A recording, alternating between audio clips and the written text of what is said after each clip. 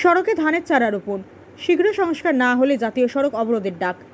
প্রধানমন্ত্রী গ্রামীণ সড়কটি প্রায় 4 বছর ধরে মরণ ফাঁদে পরিণত হয়ে আছে। ওই সড়ক সংস্কারের দাবিতে হাজার হাজার ছাত্রছাত্রী, ভুক্তভোগী জনগণ সহ বিভিন্ন স্বেচ্ছাসেবী সংগঠনের কর্মীকর্তারা রাজপথে নেমে প্রতিবাদ করে সড়কের উপর ধানের চারা রোপণ করে প্রতিবাদ সাব্যস্ত করেন প্রতিবাদকারীরা। শীঘ্র গণদাবি পূরণ না হলে 6 নম্বর জাতীয় সড়ক অবরোধে বসবেন বলে হুঁশিয়ারি দিয়েছেন ভুক্তভোগী জনগণ সহ ছাত্রছাত্রীরা। প্রায় 15,000 জনগণের যাতায়াতের একমাত্র 6 নম্বর জাতীয় সড়কের সংযোগ রক্ষাকারী ওই সড়ক। বিভিন্ন শিক্ষা প্রতিষ্ঠানের 5,000 ছাত্রছাত্রীদের যাতায়াতের ভরসা ওই গ্রামীণ সড়কটি হলেও দীর্ঘ বছর ধরে মরণ ফাঁদে পরিণত হয়েছে। সড়কের সংস্কারের দাবি জানিয়ে লাগাতার মৌখিক ও লিখিত আবেদন নিবেদন করা সত্ত্বেও কোনো পক্ষই বিন্দুমাত্র গুরুত্ব না দেওয়ার পরিপ্রেক্ষিতে মঙ্গলবার সকাল 8:30 থেকে স্থানীয় জনগণ সহ বিভিন্ন স্কুল কলেজের ছাত্রছাত্রীরা সড়কে ধানের চারা রোপণ করে প্রতিবাদ জানায়। সড়ক সংস্কার না হলে পরবর্তীতে গণতান্ত্রিক পদ্ধতিতে বৃহৎ আকারে আন্দোলন গড়ে তোলা হবে বলে হুঁশিয়ারি দিয়েছেন তারা। সুস্মিতা দাসের প্রতিবেদন।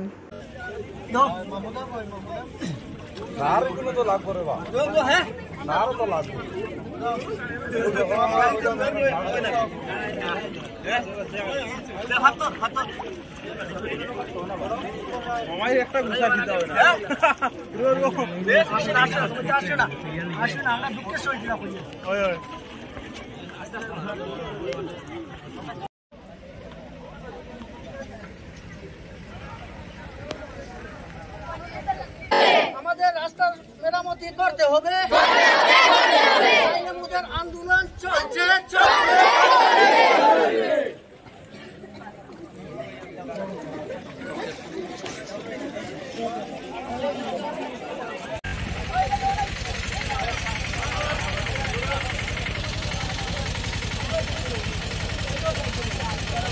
Everyone, my name is Asif Ahmed Laskot. I read in class 8.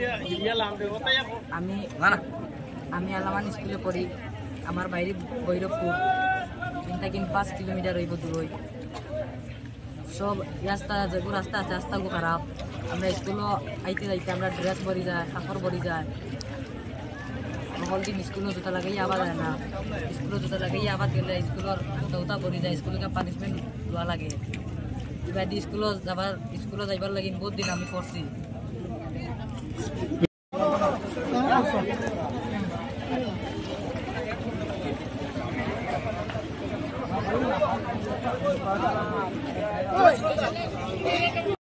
আমাদের কাছাড়ের জেলা শাসকের কাছে একটা মেমোরান্ডাম দিয়েছি।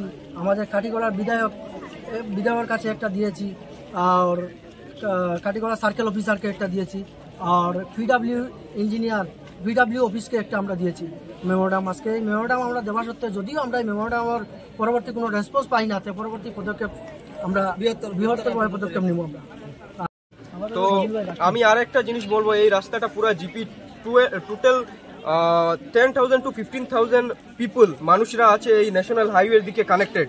এই ন্যাশনাল হাইওয়ে NH6, আমরা যদি আজকের যে দাবিটা যদি মানা হয় না, নেক্সটে আমরা ন্যাশনাল NH6-এ গিয়ে NH6 বন্ধ করে আমরা দাবিটা আরো বড়ভাবে করব এবং ছাত্রছাত্রীদেরকে নিয়ে শুধু এই ভৈরবপুর জিপি না, পুরা কালাইন অঞ্চলের যত স্কুল আছে স্কুলের সব ছাত্রকে ডেকে স্টুডেন্ট ইউনিয়ন কমিটি বানিয়ে আমরা আরো স্ট্রং ভাবে প্রতিবাদ করব। কি করব কিনা না, কিন্তু আমরা আশাবাদী স্যার আমাদের ছাত্রছাত্রীর দুঃখ কথাগুলো উনি অ্যাকসেপ্ট করবেন বলে এটা।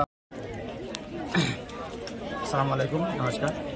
আজকে বিভিন্ন সংগঠন তথা এদের অঞ্চলের বিভিন্ন স্কুল, জনকল্যাণ একাডেমি, শিশু বিকাশ মডেল একাডেমি, কালাইন আলামান একাডেমি, নর্থ ইস্ট এবং বিভিন্ন স্কুলের ছাত্রছাত্রীরা তথা বিভিন্ন NGOর সদস্যরা মিলে আজকের এই রাস্তাটি অবরোধ করেছে।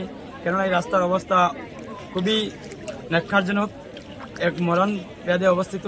এই রাস্তার যদি বড় বড় গর্ত, যে গর্তগুলো রয়েছে, এই গর্ত দিয়ে ছাত্রছাত্রীরা নিজের ইউনিফর্ম লাগিয়ে স্কুলে যাতায়াত করতে পারছে না এবং কোনো পেশেন্টরা সঠিক টাইমে গিয়ে মেডিকেলের ট্রিটমেন্ট পাচ্ছে না, এমন অবস্থা এই রাস্তার।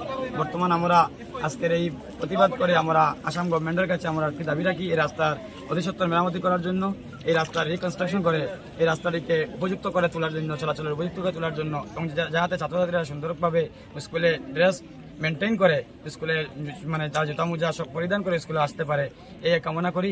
এবং যে সময় এই রাস্তাটির কাজ হয়েছিল তখন অনেক এই বাধা